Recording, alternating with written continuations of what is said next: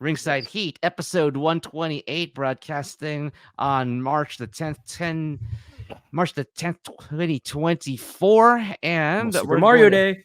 Yep. Oh, yeah. Oh, right. Yeah, it is Mario Day. Yep, March 10th is our broadcast day. Yes, that's right. All right. Hey, why not? Hey, you know what that means? Yahoo! All righty then. Here we go. Here we go in 5, 4, here we go. 3, 2, 1, and.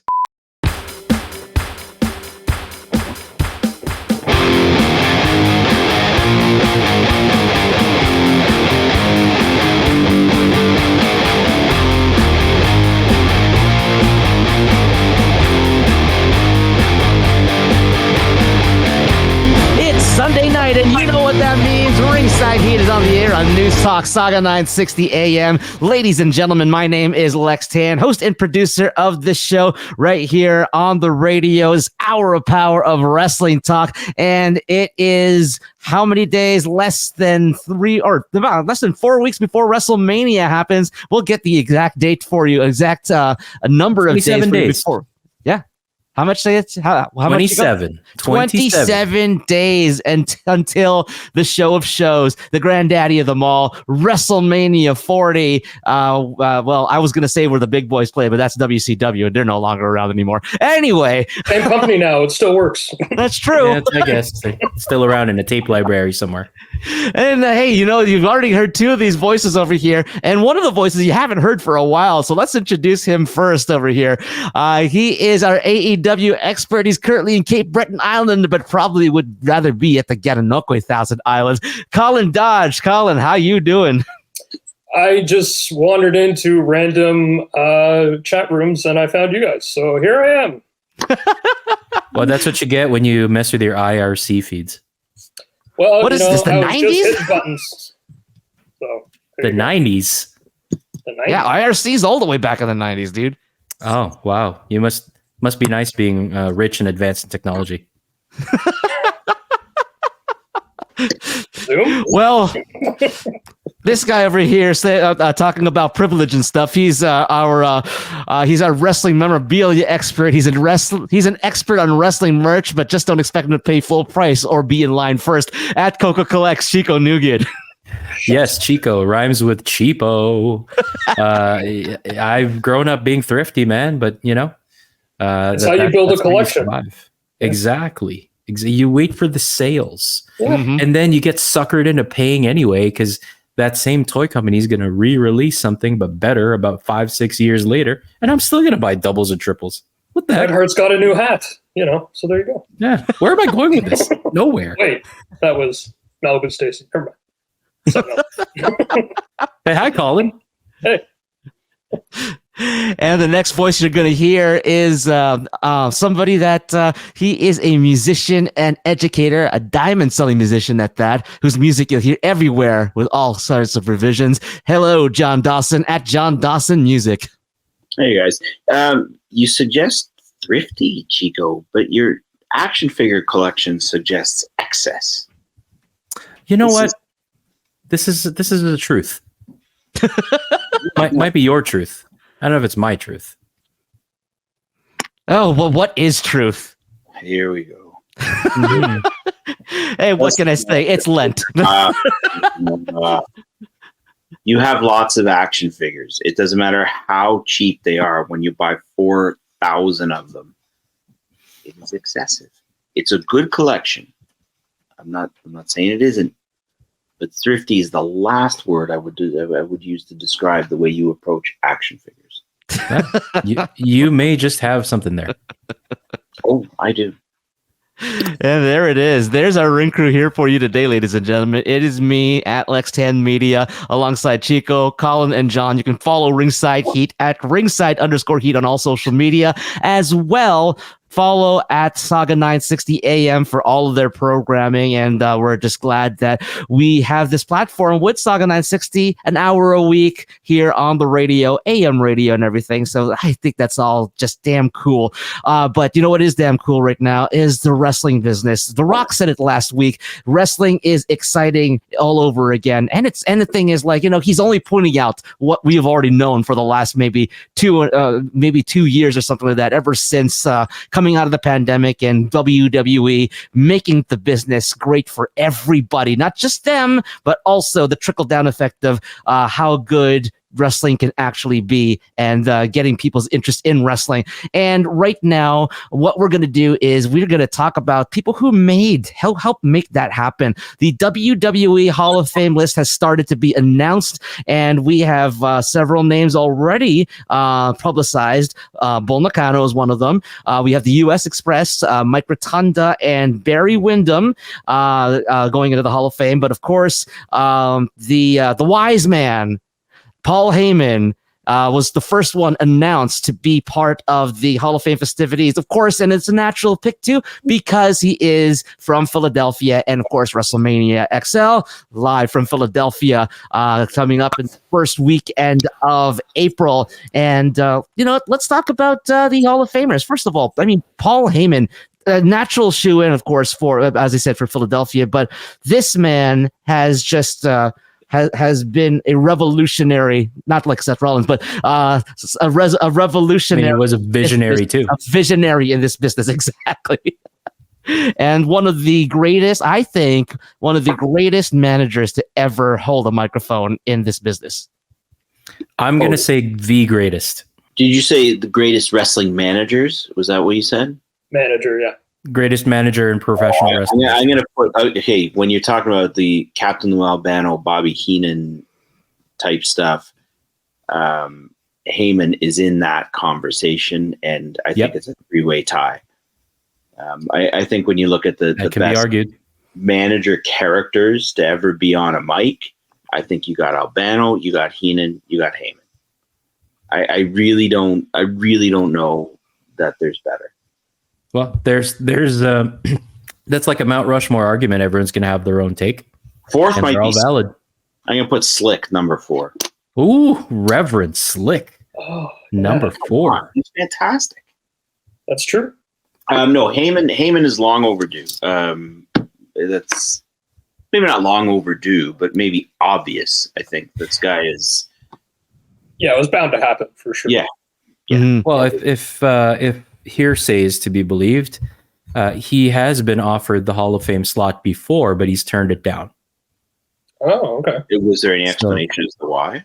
Well, because he's still kind of actively doing stuff, and right now I'm surprised half surprised because it is in Philly, and he, although being a native New Yorker, obviously with his accent and his Jewish stuff going on, it made his impact through ECW in Philadelphia. So that's the obvious part of it. But he's in the top storyline in the whole game. Yeah. Actively. This reminds me of Ray's induction last year, right? Sure. With Dominic not showing, he just didn't show up, or he didn't stand up. What can't remember what happened. He stood up and walked out, I think. Yeah, he did. Yeah. During Ray's speech. Yeah. And I think, we'll talk about this maybe a little bit later, but I think these are those really interesting things where the idea of blurring lines, very interesting right now, because you had it, obviously Dominic Mysterio, loves his dad and was going to be there, but yet he still stood up and walked out. Yeah. And I thought that was such an interesting way to honor the business while honoring a man being inducted for his contributions to the business. I'm very curious to see what they do to top that with Paul, because there's no way he's going up there and shooting. There's no way. I think he's good enough to do a bit of both. Having heard him on the Rick Rubin podcast, yes. Ooh, do tell. Do tell. Oh, have you not listened to that? I have not yet. It's 3.5 hours long, And Paul Heyman, because Rick Rubin, for those who don't know, Rick Rubin is a massive wrestling fan, watches like 12 hours of wrestling a week. Yeah, music producer extraordinaire. Had about exactly. About a 3.5 hour interview on his podcast with Paul Heyman. And Paul walked Rick through the Brock to tribal chief journey. And it was amazing to listen to Paul, because there were times where he sort of channeled the character and times where he spoke very off the record. And it was beautiful. I recommend it to anybody. Just sit down and cut out 3.5 hours where you don't have a lot to do, and listen to that interview. Anyways, I don't want to distract from the conversation, but I'm really looking forward to how they do this. Mm-hmm. Yeah, same. I have a suspicion that there's going to be some storyline progression, but I don't know. Yeah. But here's the thing, too, is that as you guys are mentioning, John and Chico, and this is something that I'd like to talk about a little bit more in detail as we go along on the show, bringing up an old concept that we had back in the first year of Ringside Heat, Kayfabe 2.0. And I'm listening to what you were saying, John, about the way that that Paul Heyman conducted himself during the Rubin interview, and he's going in a little bit as Paul Heyman the character, going in as Paul Heyman the man, and finding a way to have both of those coexist at the same time. That is flourishing right now in this day and age of professional wrestling sports entertainment, in not just the WWE but other companies as well. It's calling forth to me a skill set that I've never seen in an entertainer. They've often talked about professional wrestlers like, when you meet Ric Flair, you're meeting the guy. It's not just Kerry, you're meeting the, like the Beyond the Mat had those things and all of that. They're not Beyond the Mat, the one that A&E did. Point being, we're at a time now where these guys have to be able to just seamlessly flip, and girls have to seamlessly flip between maintaining a legit relationship with what they cultivate on social media while maintaining an integrity of character. I don't know of any form of entertainment that calls forth that level of complexity in a performer. I just don't. I can't think of one. Mm-hmm. And it's the thing. It flies in simultaneously ride the line between character and who you are, not as that character. Mm-hmm. And it's funny you mention that, because it feels like it flies right in the face of what people used to say back in the day, that wrestlers are just athletes who have bad acting skills and somehow can put it together, or they crap on wrestlers because they're not legitimate actors or anything like that. But nowadays nobody has an excuse. Nobody can crap on wrestlers for that, because it is a new skill set. It is something that is a brand new thing that is emerging because of not just the culture, but the necessity of it as well in this day and age. Yeah, it's the way the media system said. Sorry, Colin, Chico, I don't mean to jump in there, but Al Snow says, I think, the greatest line: the only thing fake about wrestling is the intent. And that speaks to the physicality of it. It's the only thing that's fake about wrestling.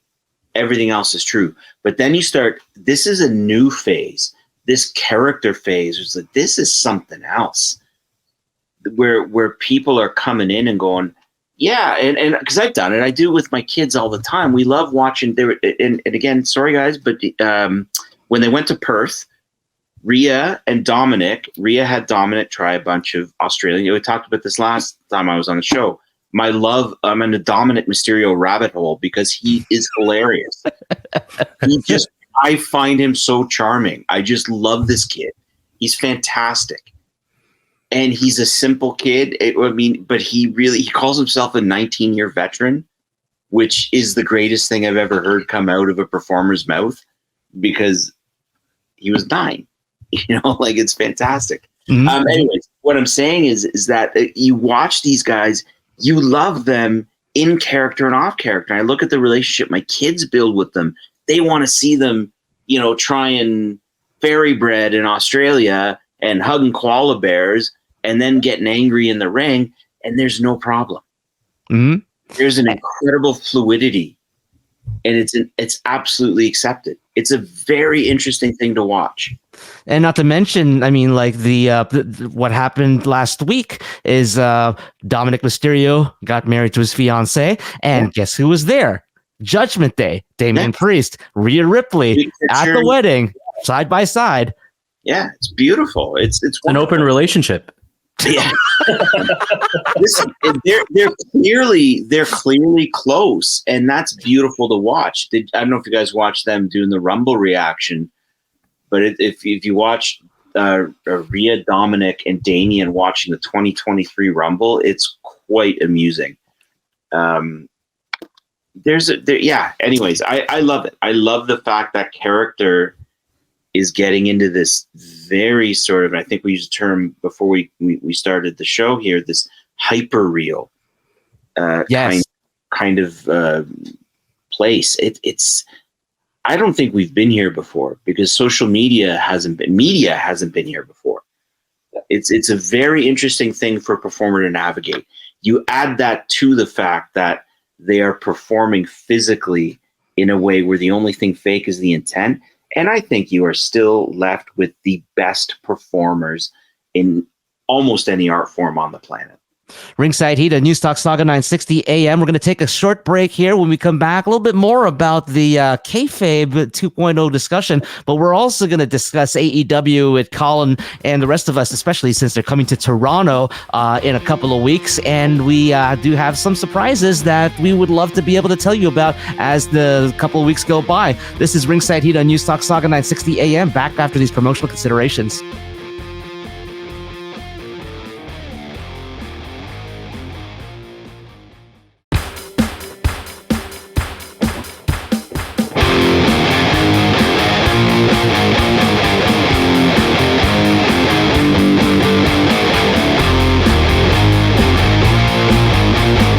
Welcome back to Ringside Heat on News Talk Sauga 960 AM. Ladies and gentlemen, my name is Lex Tan, host and producer. Follow me at Lex Tan Media. Follow the show at Ringside_Heat alongside three other members of the Ring crew. And let's introduce them again. At Coca-Cola Chico Nuguid, at Risen72, Colin Dodge, at John Dawson Music, John Dawson. And fellas, we were kind of blurring the lines here, I should say, while we were talking about Kayfabe 2.0 and then Paul Heyman and the Hall of Fame. So let's keep on blurring those lines here again. Kayfabe 2.0. There's when we first I guess started thinking about that concept back in 2021, it was as John you were saying, the hyper real, the hyper real, so that we have you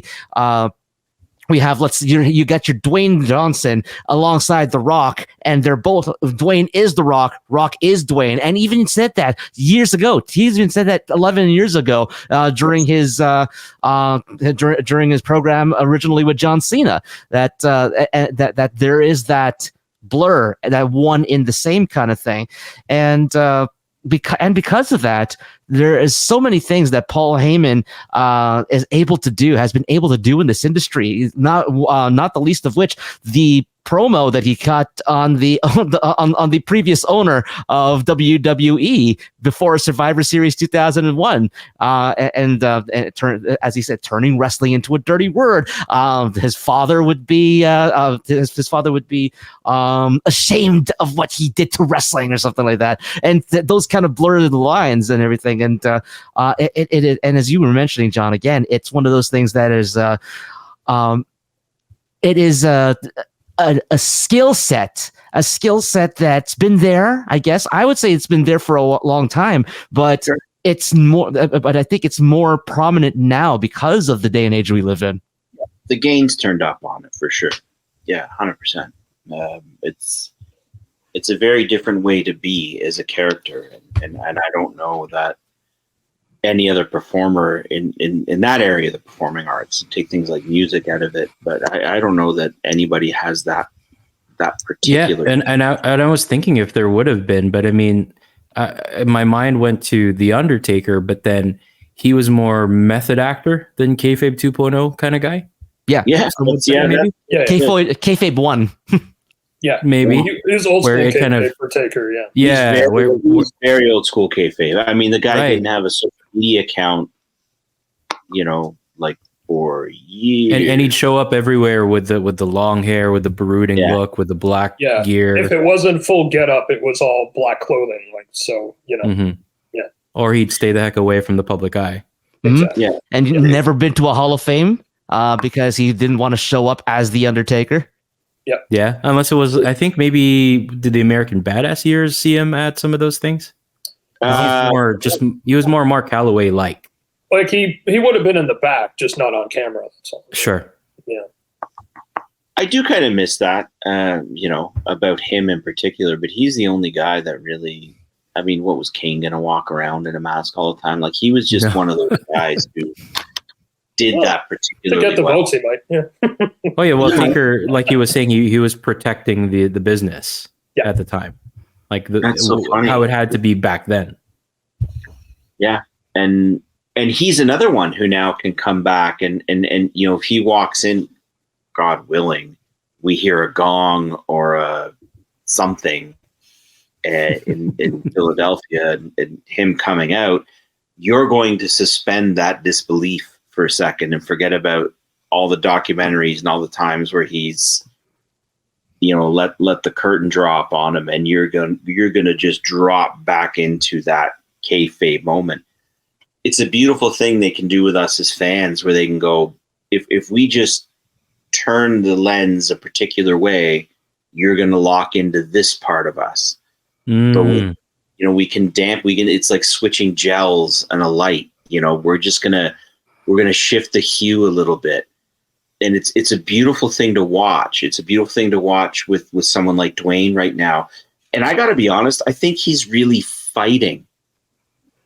And I know this isn't exactly what we wanted to talk about this segment, but I couldn't help but notice he's working really hard because he's trying so hard. People want to cheer The Rock.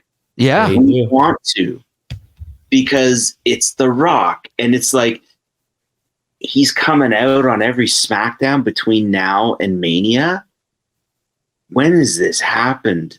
In the last, and you know what? Because I guess that's not enough time for Dwayne. He's even adding on 10, 15, 20-minute diatribes on Instagram, which I'm sure go viral.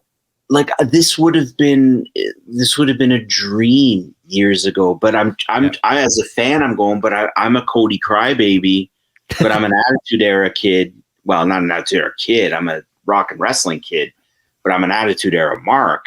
So I'm like, I don't know what I do here. I really don't know, because you know what I mean? Like I'm absolutely confused. And you hear it, isn't it great? Yeah. It's You're fantastic. confused. It's fantastic because I'm watching him try and make people hate him. And maybe I can reserve my comments on that for maybe later, but I have my thoughts on how successful that is, but it's amazing. You can see, I can see what you're saying. He looks like he's trying so hard to stick with this character, and it's all in service of the storyline they're going for, because this can only prop up whoever is the person they're going to pass the torch to, right? Looking back on it, all of this is an incredible homage to They All Must Believe in Cody this much. Yes. Mm-hmm. I believe that too. For Seth to stand there with a belt around his shoulder, and for all of that attention to still basically come on Cody, you can tell there's almost this unanimous decision between all of them. Like, yeah, man, you're the guy. You're the guy. And they're just adjusting and pivoting to make sure he is positioned to be as strong as he can be. It's an amazing thing to watch. I don't even know what to say about it. I have a lot to say about it, but I don't want to go too far. But hey, you know what? We have lots and lots of weeks of The Rock and Cody Rhodes and the rest of the storyline to just keep on seeing how everything develops and how everything culminates at WrestleMania. But somebody, sorry, sure. Can I say one more thing? Go ahead. I think people should pay attention to the iconography of how the bloodline is blocked. Yep. The Rock is not with them. Yep. He's standing And aside. the entrances this past Friday on SmackDown were very telling. Oh my gosh. Everything is very telling. Something's in the wind that they're going to do. And it's, you pick up on, you're like, oh man, what are you going to do? It's like how you get, let me rephrase this. WWE programming has been pretty dang good, and it's been steadily improving. It's like a really good buffet, but now it's like the buffet is like Vegas quality. There's so many good choices. Last week's SmackDown had The Rock and the return of Rey Mysterio. Yep. In 2014, that would have been a pay-per-view. Yeah. Yeah. Right? Like, and this is a SmackDown. Like, they are absolutely firing on all cylinders, and you just can't argue it. It's incredible. And one of the things that you could sell from The Rock being aside from everybody is through Paul Heyman's face as well. A couple of weeks ago, Bloodline posing, The Rock throwing up the one Billy gun. Anyway, again, but you could see bang Paul gang. Heyman. Yeah, you can see Paul Heyman looking over, kind of suspicious of what's going on over here, and I think that is just phenomenal because the storytelling and all of that. Because again, bringing it back to Paul Heyman, he's been around this business for such a long time. He worked with Vince McMahon Sr. He worked with the Polynesians. He's gone that far back in the wrestling storyline, and that he and Roman Reigns were the ones who helped put together the first ideas and the first concepts of what would become the Bloodline today. And so the question I have to ask over here, because of all of the things that Paul Heyman has been involved in, who could be the people or the person that would induct Paul Heyman into the Hall of Fame? Nice segue, buddy. I just gotta call it out. Holy moly. Well done. Fantastic. I love it. I'm riveted. Like, this is great. And I've been wanting to talk about this topic, man. There's so many. I don't even know if we have enough time, because I feel like we're gonna go to break in 2 seconds. But we got time. Of course, there's so many choices that you could go with for Paul Heyman, because he's had his career is about as old as WrestleMania, if not a little older. Yeah, right. A good 4 decades, I'd say, roughly. And so he's probably been in Jim Crockett promotions before. And I could be misspeaking, but he's at least been in WCW, in the WWF. Yeah, of course, he took Eastern Championship Wrestling and morphed it into this extreme phenomenon of ECW. And then he came into the post amalgamation or buyout of WCW version of the WWF into the WWE, and he's contributed. He became one of the best SmackDown GMs in history, and he's just had so many different eras. This might take long. Yeah. So if there's one name, all three of you guys, if there's one name that you would pick to induct Paul Heyman into the Hall of Fame, who would it be? For me, Stone Cold Steve Austin. Multiple eras. Lots of associated work with him. The Paulie's Dangerous Alliance. Paul was the one who gave Steve Austin the grounds to air out his grievances when he was let go by fax by Eric Bischoff. Without that, we don't get the eventual Stone Cold Steve Austin. The emergency, 100%. Yeah. So, I mean, he's worked with Steve in WCW, ECW, WWE. He walked them out in the Hollywood Blondes. Pardon me? He walked them out when they were in the Hollywood Blondes, did you know? That's right. That too. That's part of the Dangerous Alliance. Like, that's that whole family. So for me, the person in-house in WWE that they have that would also be a big draw for WWE to pull people into the Hall of Fame, besides another possible name, Stone Cold Steve Austin is my pick.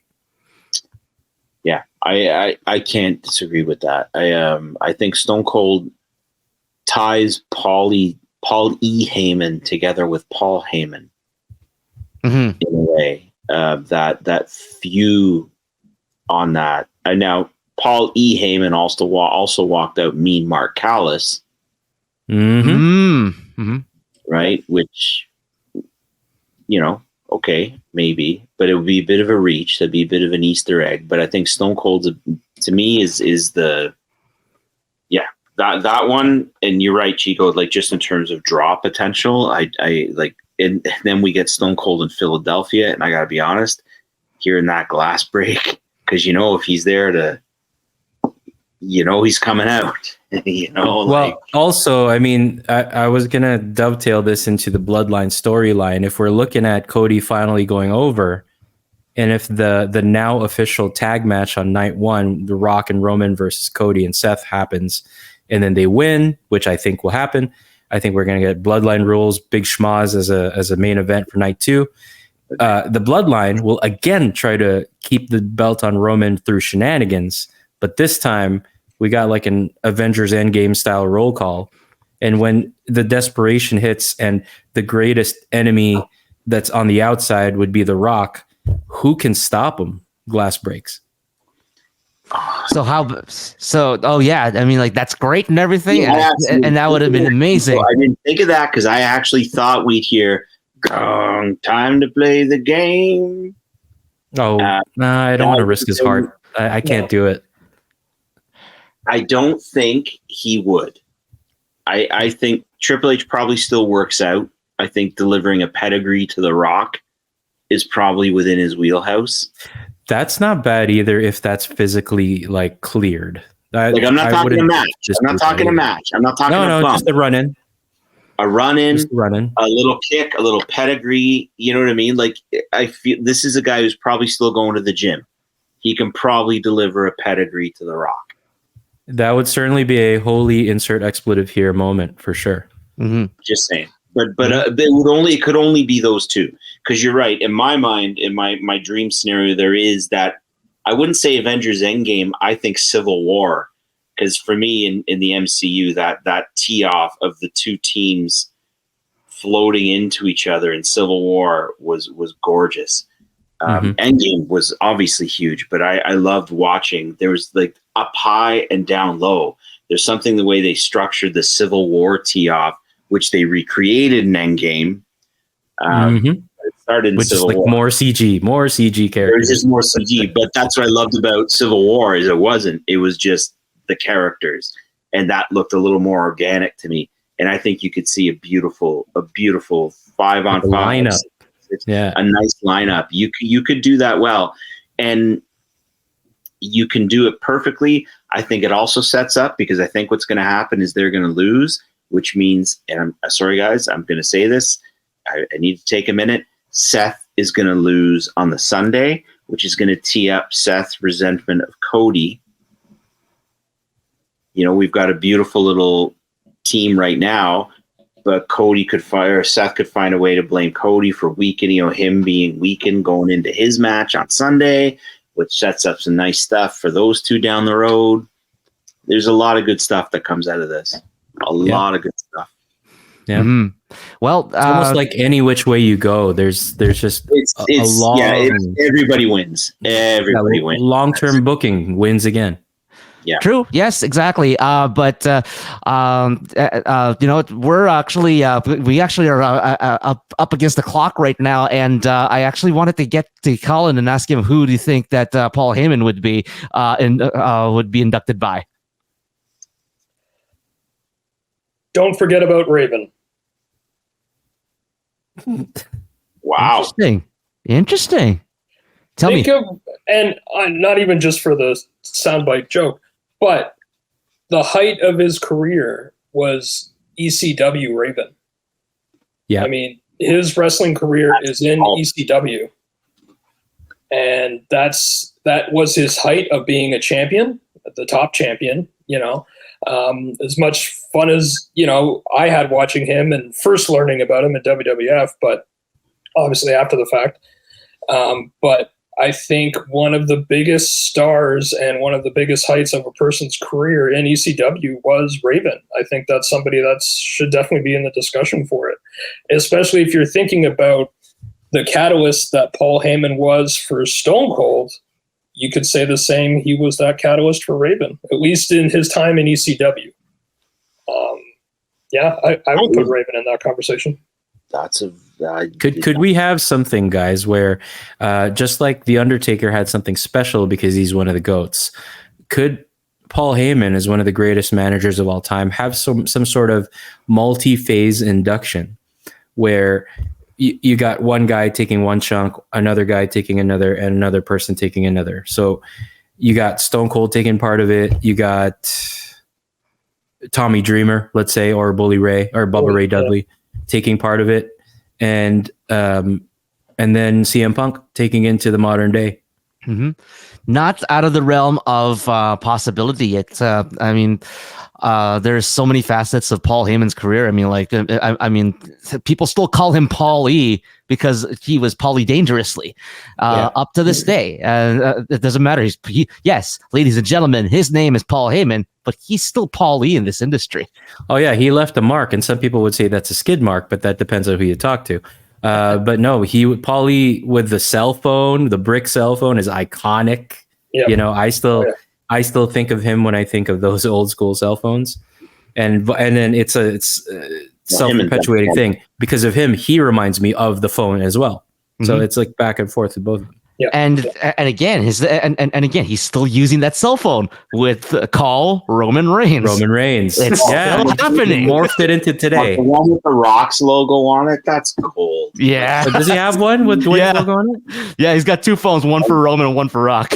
Oh, I didn't notice that. That's awesome. You notice that? I did not see that. Brahma bull right on the back of it. I love. Yes, two for that. Yep. Yes, two. Call Roman Reigns. Call the Rock, and the Rock's one has the Brahma bull on it. It's just glorious. That just makes me feel even better about what you said with Paul giving Dwayne the side eye, like when they're doing that stuff and that stuff. Mm-hmm. Yeah, this is crazy. What a time, man. Mm-hmm. So again, before we go, Lex, before we go to break, I just got to say you need to listen to Paul talk to Rick because you understand the long ball this guy plays. Mm-hmm. None of this is by accident. Yeah. None of it. Mm-hmm. Ringside Heat on News Talk Sauga 960 AM. We're going to go to break here. And when we come back, we're going to switch gears and we're going to talk about AEW Revolution. Colin's going to give his review. And we're also going to talk about AEW coming to Toronto and teasing up maybe a few surprises that we might have for you coming up soon. So please stay tuned. This is Ringside Heat on Sauga 960 AM. Back after these promotional considerations.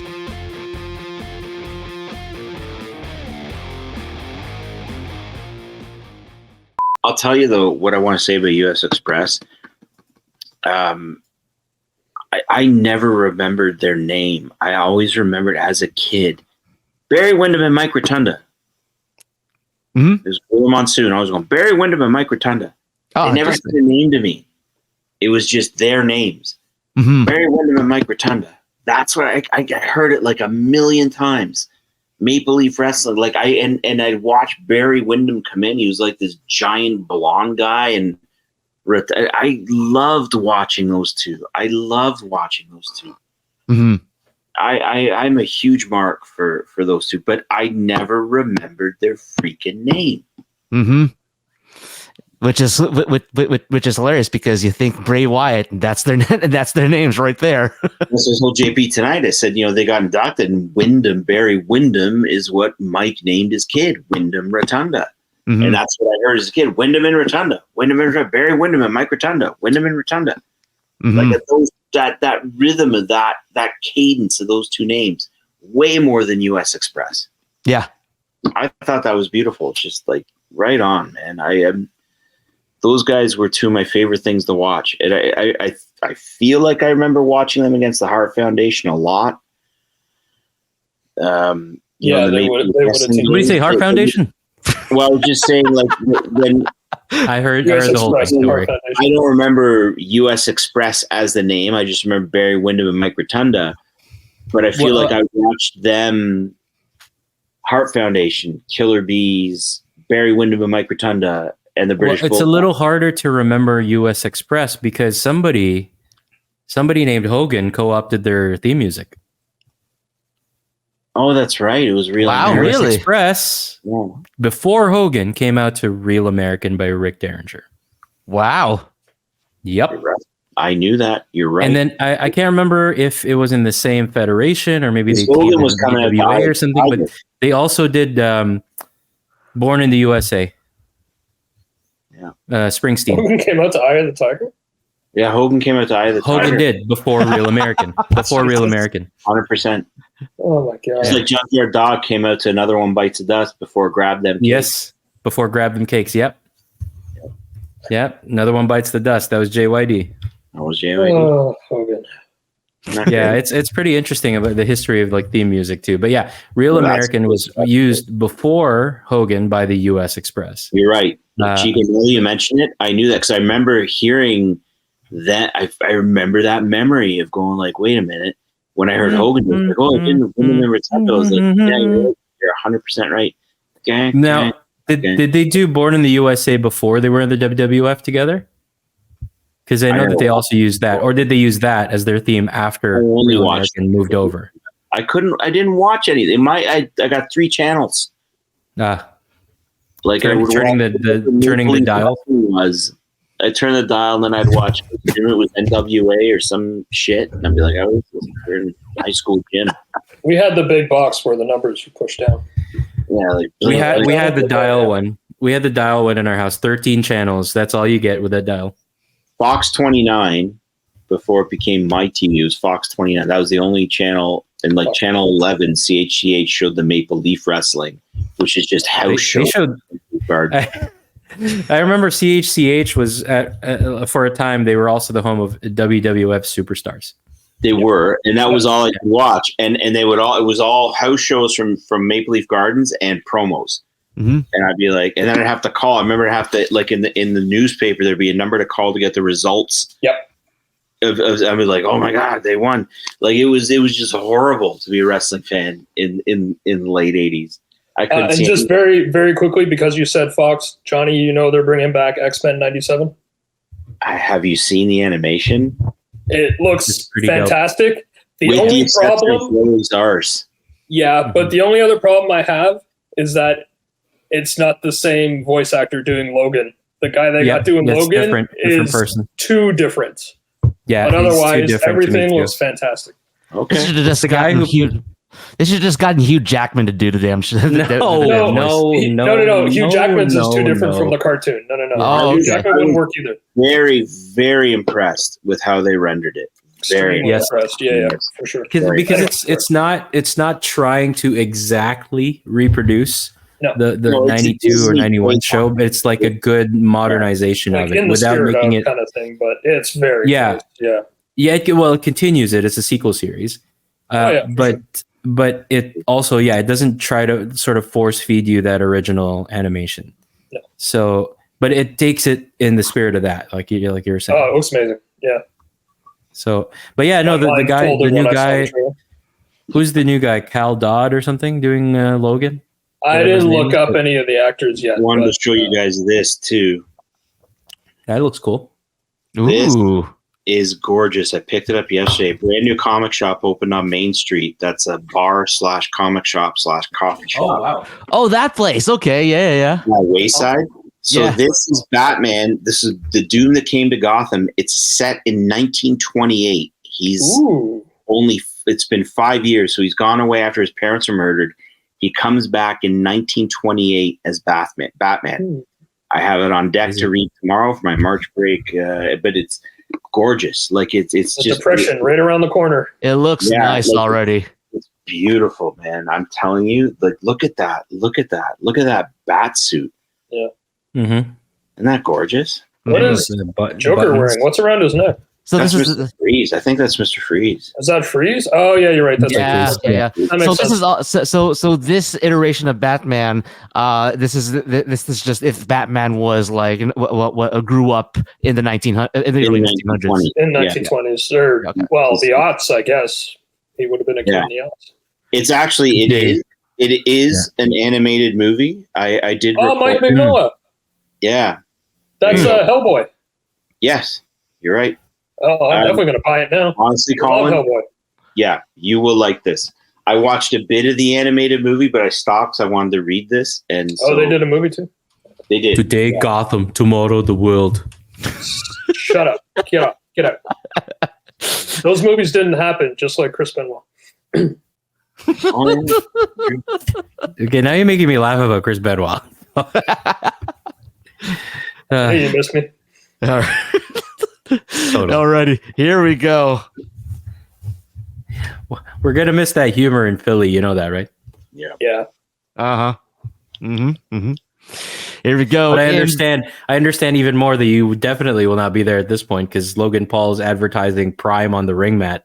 It's crazy. Yeah, it's going to be rough till after Mania for me, but that's all right.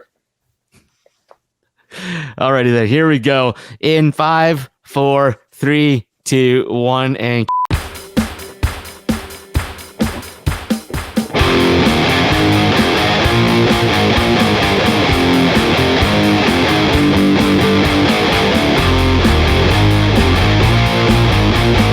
welcome back to Ringside Heat on News Talk Sauga 960 AM. Lex Tan alongside Chico at Coca-Cola, Colin at Risen72, John at John Dawson Music. And as I mentioned, we are going to be talking about All Elite Wrestling coming back to Toronto on March the 20th for AEW Dynamite. And Colin, he offered to be here on the show to give his review of AEW Revolution. And we're going to talk a little bit as well about Toronto's upcoming event. So Colin, take it away. Well, it's been a minute since I watched a wrestling pay-per-view of any kind, and I thought since I did watch this one, why not come on here and talk about it? Because there's actually a lot of good things, mostly good things, and what wasn't good just didn't really need to be there, but that's okay. Since I'm going to mention one preliminary match, I'm going to have to mention the other. It opened up with the Bang Bang Scissor Gang versus 6 other people hanging around in the hallways backstage. Oh, geez. For this insane 12-man tag team match. Did their name rhyme with Dark and Order? No. Shockingly, Dark Order didn't even get the call-up for this. Yes, because they took over being match. The Elite. It was the Bang Bang Scissor Gang, the supergroup that has fallen flat since joining together, and defeated, let's see here, take a breath. Jeff Jarrett, Satnam Singh, Jay Lethal, Willie Mack, and Private Party. Remember them? Nope. Also, Sanjay Dutt and Karen Jarrett showed up too. So there we go. That was a match that happened. But the one to pay attention to, the next one, included the best thing AEW has done, the most developed, the most improved beginning to current day wrestler is Julia Hart. Sure. She started off most improved. Absolutely at the beginning in AEW. This is the start of her career as AEW. She is pretty much the best thing of her faction, and now she's converting people. She's got Sky Blue in her corner. So it was Chris Statlander and Will Nightingale versus Julia Hart and Sky Blue. Julia Hart and Sky Blue lost. Technically, Sky Blue, she's the one that got pinned. So Julia Hart can send her packing at some point, but Julia Hart is still one to watch. It's great that she's a champion, and like I say, absolute example of an AEW homegrown talent that's just continuing to improve. Next up, everyone's favorite Bond villain, Christian Cage. Yes, yeah. Took on Daniel Garcia to try and get the AEW TNT Championship. And of course, Christian Cage wins because of course he does. He's the patriarch. Of course he's going to. He's got the sleeveless turtleneck. There's no defeating him. Yeah, who's your daddy? Armor, Christian Cage is your daddy. It's heel armor. He's everybody's daddy. It's great. And that's the thing, Christian Cage.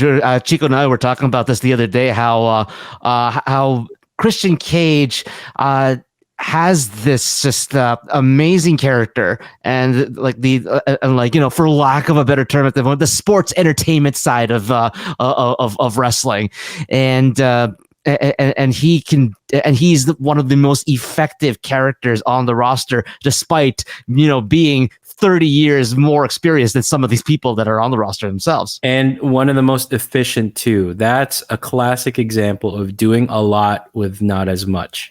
Yeah. Exact use of time, mic time, actual wrestling time, putting a faction around him. He has to do two things or give a look, and he's getting the response that he wants from the crowd. I mean, it's hottest heel in that company. Yeah, there's a top heel. I mean, I would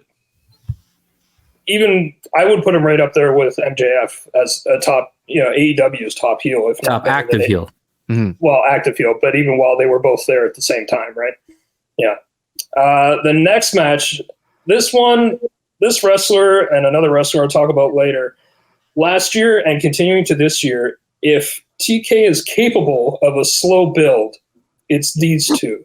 So, and I don't know if he can do that, though. He hasn't done it yet. But Eddie Kingston defeated Bryan Danielson, and he keeps his Continental Crown Championship, which is 3 belts. It looks crazy. But the slow build of working your way to becoming eventual AEW World Champion, I think that's what's happening with Eddie Kingston. Like all last year, he went through the entire BCC and has now beat Bryan twice.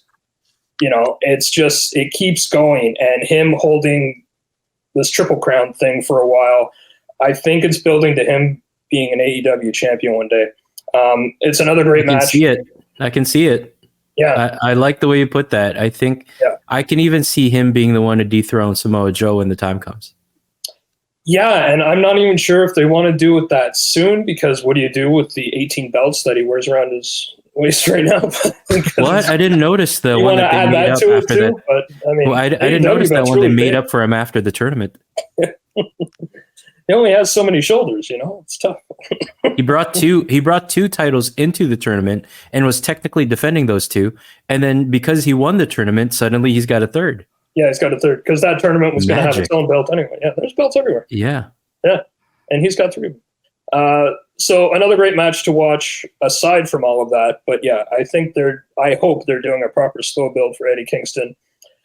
Up next was the All-Star Scramble match.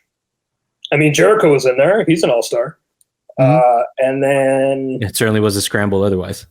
Jake the Snake Roberts came out with Lance Archer. He didn't wrestle, but he was there. He almost got hit with the pyro because he was a step too slow. I love how you mentioned Jake over Lance. Yeah. It's Jake the Snake. Lance isn't on TV enough.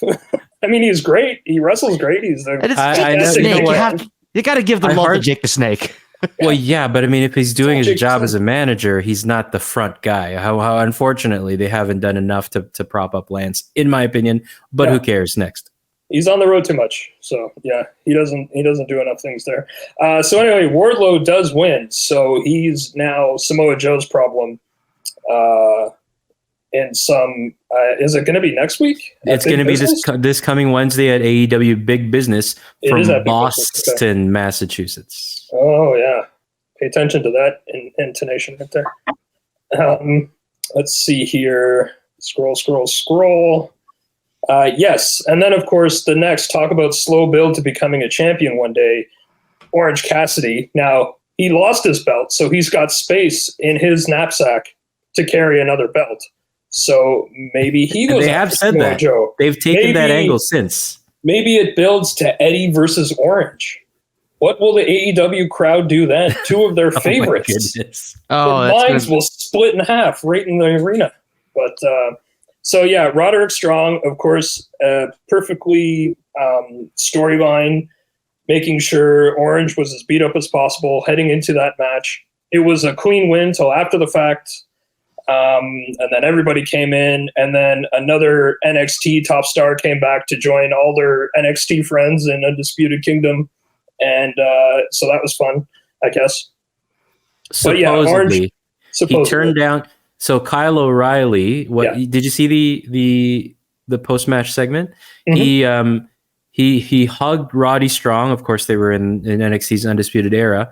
Yep. But when Matt Taven offered him the Undisputed Kingdom shirt, he just politely put it on Roderick Strong's shoulder and whispered something in his ear. Yeah. What's with people whispering things in other people's ears these days, huh? I don't know. And then the backstage segment was tried to get an interview with him, and he didn't really say anything and just walked off. So we'll see. Next up was a really good, of course it was, tag team match. It was the BCC versus FTR, and the BCC did go over, defeating FTR with a submission as well. Classic match between those two. It's time to move on now, though. So we've seen them butt heads, but that's an issue with the tag team division, which hopefully will be solved now because a certain tag team champion retired later in the show. So we'll see. Oh, right. Yes. Yeah. Next up, the magic of AEW has made me finally a Toni Storm fan, because Timeless Toni Storm, defended her championship against Deonna Purrazzo. The issue here, which might be a problem that MCU is having with Disney Plus and all that kind of stuff, you're expected to know backstory and do your own research going into this storyline. There's a whole history between these two that never happened on TV, at least, and they tried to explain in promos and all that kind of stuff, because this was Deonna's debut in AEW, walking right into a championship angle. I don't know who she is, and okay, so they were friends when they started wrestling, but the emotion that I'm supposed to be buying into, they knew what it was. I don't think it was conveyed at all to the audience. At least it certainly wasn't to me. So I was Colin, you just encapsulated in one microcosm my entire problem with AEW. Oh yeah, this isn't the only example of that, for sure. It's like AEW expects us to be insiders. Yeah. I'm like, look, half the audience who watch in North America are not going to know the person that just debuted this past week on Dynamite in Kazuchika Okada. Yeah, exactly. Mm-hmm. Yeah, that's right. Yeah, and you debut him to Cheers, and you immediately turn him heel? Well, if you want to talk about, to go into that example, you got the Bang Bang Scissor Gang. They're apparently everybody's favorite. And then you've got Jay White doing promos he's a bad guy now because he's going to be facing Darby next. So which is it? What? Within a week, we're supposed to like Jay White because he's part of the Bang Bang Scissor Gang. But now, he had his next match was with Darby. And so now he's a bad guy again during their promo kind of setup for the match. No, this provided if Darby Allin survives his no DQ match against Mount Everest. Oh God! No, it happens before that. He has his match with Jay White, and he goes to before he does the climb. Got it. Yeah. But as you were saying, Colin, about having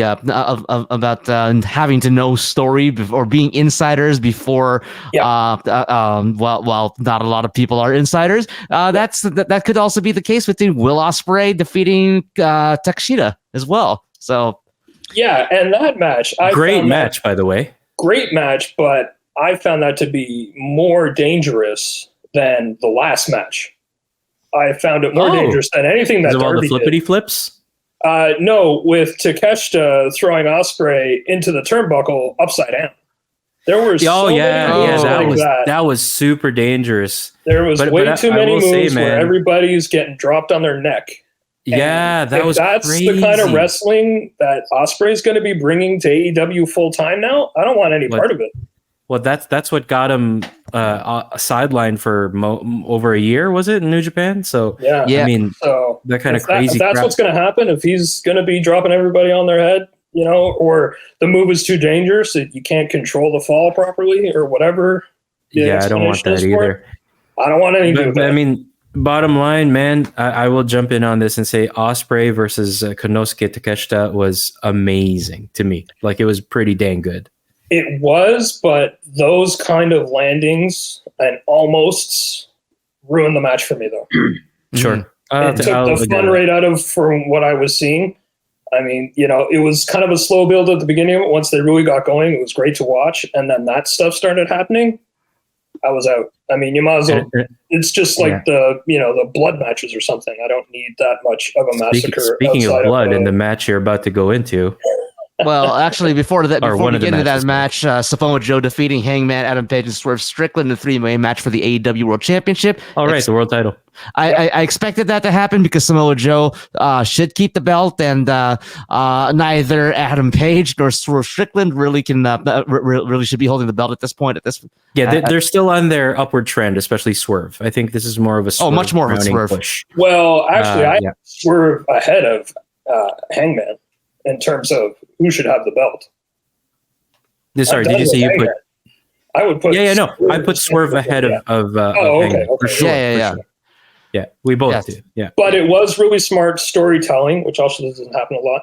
That was set up by Samoa Joe about how these two are going to be busy with each other and forget about Joe, and that's what happened. And Joe retains. So so that was smart, and that paid off well.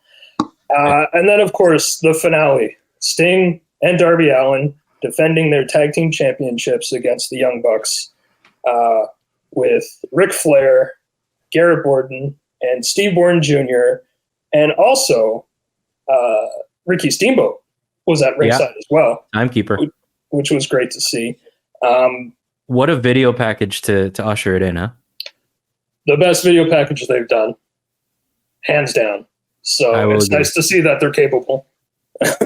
Well, they are former WWE people largely back there. So, well, I mean, if that's what's going to make this show work, do it. Yep. I'm for it. You got a lot of those hands on deck. So yeah. Well great done. Match, insane match. But if you want to talk about suspension of belief, it's Sting's last match. He can do whatever he wants. I don't care. He can keep the belts. I don't care. Which was a Young Bucks call, not Sting's call. Sting being old school, of course, being the other old school professional in the wrestling industry outside of Taker. He wanted to. I think he wanted to look up at the lights as per tradition, right? Yep. Go out on your back. But they gave him his flowers instead. Yeah, and that was everybody else's call. And you know what? I don't mind. And he's actually undefeated in AEW. So that's correct. I don't mind that either. So what? Who cares? It's fun. It's a nice thing to watch, to enjoy. Darby's spot with the glass on the chairs, that was insane. It looked absolutely gruesome afterwards. Only 12 stitches. That's it. He was half-stitched, and then Sting brought him out to the press conference. They did their press conference, and then he got the rest of the stitches and went on his way. So took me. I'll be honest. That kind of took me out for a while. I couldn't.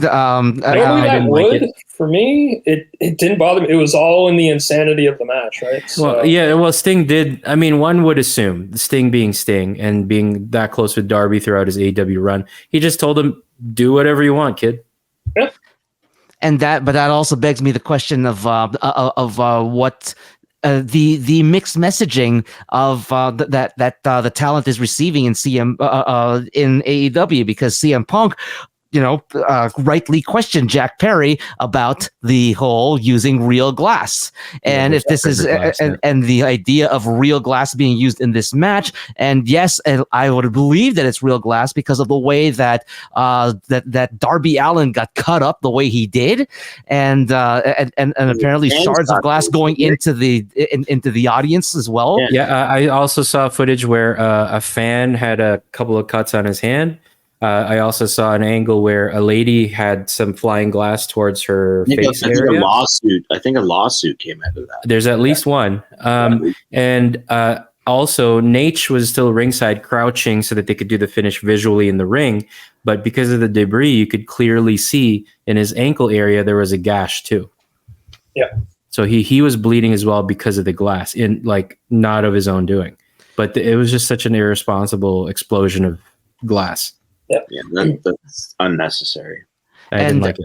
And honestly, though, that's yes, I know it's Sting's last match, and I know that and that the focus was what was portrayed to be on Sting, and it's great that they did that for Sting, and Sting went out on his terms, and the craziness of that match, good big finish for Sting's last match. Same time, it's like there's a lot of things that could have been done without it, and probably would have kept you could have done without the real glass and could have kept the focus on Sting.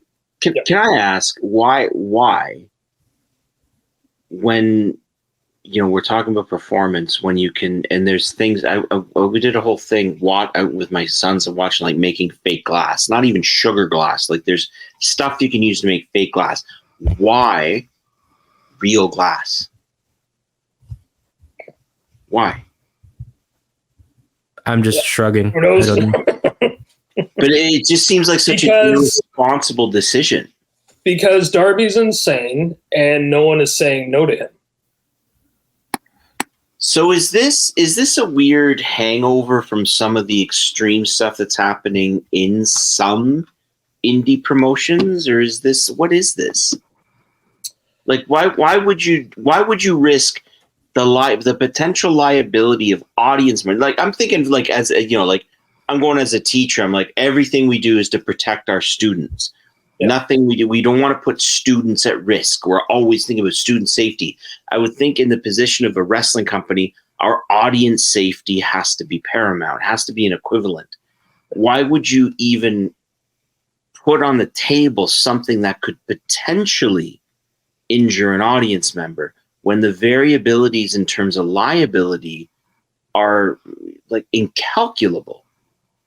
Like, why would you do that? It makes no sense when there are perfectly safe alternatives to achieve the same dramatic end. That feels like a really ridiculous ego move for me. On Darby's behalf, for sure. On Darby's behalf, 100% on Darby's. Oh, yeah. John Dawson, I agree with you. Whoa! Okay. Mark down on your calendars, ladies and gentlemen. That does not happen. Wow. John Dawson, Super Mario Day 2024. I acknowledge you, John. I'm buying a lottery ticket. That's it. That's it. I'm buying a lottery ticket. Chico agreed with me. But come on, am I wrong? I mean, this is insane. Why would you do that? No, John. I said I agree with you. You're not wrong. Okay, I want to hear it 5 more times to make up for all the time you didn't agree with me. But it's these kind of things that are allowed that, makes me worry about Ospreay being there now and all that kind of thing. And it's all bringing up what WWE stopped years ago was the insanity of the Attitude Era of, the TLC matches that just went nuts and doing 8 of those matches in a year and stuff like that. And whose precedent lay in the ECW era. Exactly, yeah. Oh, yeah, I'm not saying Attitude Era started it. It's just like the most recent example and the example of WWE putting a stop to it. Loaded it, yeah. Yeah, finally putting a stop to it. Yeah. They definitely got their money's worth out of it first. Well, that's why I tied it in, the fact that Heyman's getting inducted in the Hall of Fame, yeah. Yeah. No, it's just an interesting thing. It's like, why, it feels like such a regression to me when the art of the storytelling can do so much while minimizing risk. Why would you purposely maximize risk? It's incongruous to me in terms of where the product is trying to go. Well, Darby's made it where this is what the Darby Allin character is. That's dumb. Exactly. Oh, yeah. No, you're correct. And his employers are letting it happen as well. And that's also dumb. Exactly. Mm-hmm. So this is where these kind of problems are created. So, you're going to get fantastic matches like Eddie Kingston and Bryan Danielson, and everybody loves those, and they're not putting themselves through glass, which is great because they don't need to. It's so not. They know. No. Yeah. It's not across the brand. I get that. It's not. Yeah. Because TK is a matchmaker and not a booker. Yeah. No, but my point was that they know it can be done. But I think their primary goal is to cover all angles as possible because I still don't think they know exactly what makes them AEW. I've been saying this since the beginning. Yes, When you turn on the television, before you see a logo, this is a WWE show. Oh, yeah. This was a WCW show. Yeah. Right? For better for worse, it had a look. So I think this brand is also recognition. Still what is the mission statements you could say of how they present themselves, and they still haven't hit it yet. It's a gimmick version of a cheap pop. It's like we're all going to talk about it because it was real glass. We're going to go, wow, it was real glass. It was real glass. And here we are talking about it. It was real glass. So mission accomplished. Yeah. The conversation is happening, but it's just like, wow, man, I feel like you get in the, it's like what, you know, when you get a kid behaving badly, you're seeking negative attention because you're not getting the positive attention. So instead of getting rewarded for good things, you're going to go and destroy stuff, and everybody's going to go, hey, look at what he did, because this is bad choices. But the kid wants the attention. This is negative attention. It's infantile booking is what I'm trying to say. Kayfabe 2.0, there is no such thing as bad press. No, I disagree with that. No. I think that's like kayfabe -1. No, it's Godzilla -1. Everybody should go see that movie. I like what you did, but I'm going to say no. I think there is such a thing as bad press because Kayfabe 2.0 is an alchemy. It's a balance of suspension of disbelief and the real world. When that to me still feels like There's your definition. But if nobody responds to it, it goes away. Welcome to hour 2 of Ringside Heat, everybody. Thank you for tuning in and staying with us. Sauga 960, thank you for granting us this extra airtime. One final thing, though. Growing up and as a young WWF fan, Taker was always my guy, is still my guy. That I never hid that. But even still, barely watching WCW, I kind of did just to see who would show up next, but that was it during the Monday Night Wars. Yep. Even still, I always knew Sting was an important wrestler. Yep. On the other side. Yes. Yep. Yes. Yep. But I knew he was an important wrestler. He was their Taker. That was it. Exactly. He was Their Taker. So that's huge. And so, of course, I think I could probably speak for all of us. Thank you, Sting. Yes. Sure. And for also not dying in your, third or fourth retirement match now? So thank you. Because any wrestler worth their salt retires multiple times. Yes. Hey, I'm going to give credit where credit's due here. They probably didn't have to do this, but AEW, from some reports, did consult with Martha Hart before going forward with Sting's zipline entrance from the rafters. That's right. I think that's a bit of a classy move right there. Classy move, yeah. Absolutely. Mm-hmm. Yeah, because of course she's working with AEW a lot, so she would definitely. I'm always going to say this: it's better that AEW exists than it doesn't. 100%, that company needs to succeed. Yeah. It needs to be there. It needs to do well. I struggle with some of the decisions, but I am very happy it exists, and I hope it thrives because people we know working indie scenes that Lex and I have called matches with, that's the kind of place that could give them a home. Yeah. So, keep moving forward, AEW. All the best to it. Am I a fan? Not a big one, no. And I struggle with it, but I am so glad it's there, and I wish it. One last thing I'm going to say about it before it even gets to Toronto is I'm kind of excited to see this coming Dynamite March 13 AEW Big Business in Boston, because one of my favorite women's talents probably ever, one of my favorites anyway, could possibly, wink, wink, nudge, nudge, debut at AEW Big Business and could make a lot of money. Which is just a Dynamite. For people who don't know, they name their Dynamite sometimes. Yeah. They name their Dynamite sometimes. They do.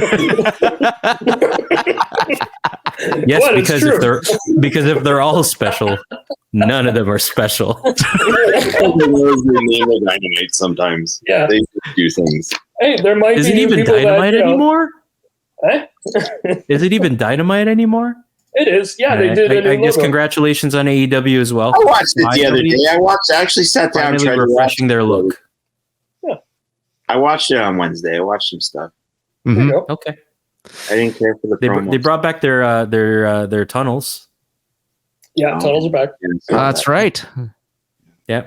Their Tunnels new are fun. look is partly their original look. The heel tunnel and the face tunnel. Yeah. Which I still kind of like, what's the point? But whatever. That's the point of most of entertainment, to be entertained. Who cares? Yeah, There it is. This is one of those companies that maybe needs just someone else in charge. Or he can bankroll it. He can. Hey, man, Billy Corgan. Oh boy, TK can continue to bankroll and give his wish lists and everything, but I think it takes a wrestling personality to be the booker. Mm-hmm. And Tony is a matchmaker of fantasy matches. You know what's crazy is imagine what an AEW would do if a Paul Heyman was in charge. Oh boy, ECW 2.0. Well, we'd still see Darby going through. Glass. No, with his time with the Bloodline, what he's done, it's a guy like that would make AEW. You'd be like, wow, man, this is real.